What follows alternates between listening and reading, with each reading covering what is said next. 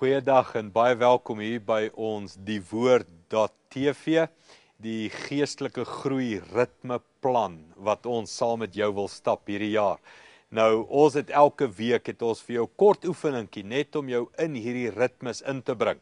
Soos laasweek het ons iets gesê van kry 'n vriendekring wat jou kan help om in hierdie ritmes te bly.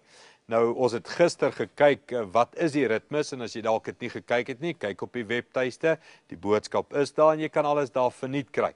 Nou, wat sê hierdie ritmes vir ons? Waaroor gaan hierdie ritmes?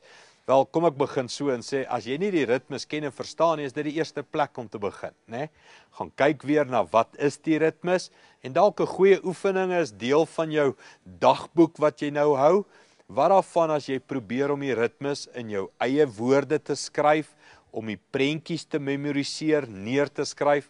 'n Goeie oefening is dalk om in jou kleingroep of in jou vriendekring of met jou kinders of iemand die ritmes te probeer verduidelik in jou taal. Dis die vinnigste wat jy iets gaan onthou, is wanneer jy dit oordra aan iemand anderster.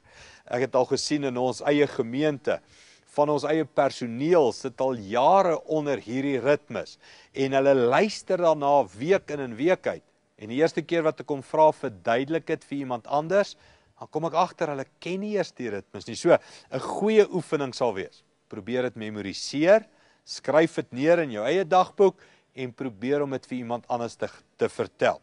Nou, as jy deur daai oefeninge is, en jy kry dit nogal reg, dan sal ek 'n ander oefening ook voorstel. Wat daarvan as jy net gaan hierdie week verder evalueer? Watter ritmes doen ek al klaar?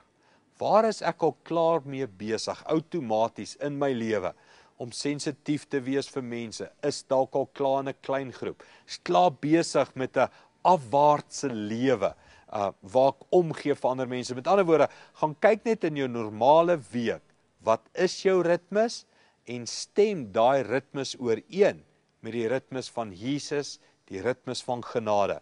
En dan die uitdaging, wat gaan jy daaromtrent doen? Aan watter ritmes moet jy meer aandag gee? Moet jy meer oor uitvra? Oor watter ritmes moet jy dalk vir ons 'n vraag stuur en sê, hoe werk dit en wat moet ek daarmee doen? Of in jou klein groep het bespreek en sê, ek sukkel met hierdie ritme.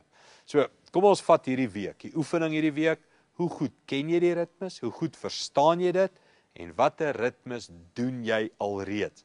En in die aande, reflekteer daaroor, skryf daaroor, en binne in hierdie week, glo vir my, gaan jy hierdie ritmes al kan ken, en kan identifiseer in jou lewe, en jy moontlik ander mense al help met hierdie ritmes. Doen hierdie oefeninge, ek kyk uit daarna om volgende week vir jou nog 'n oefening te gee. Goed gaan.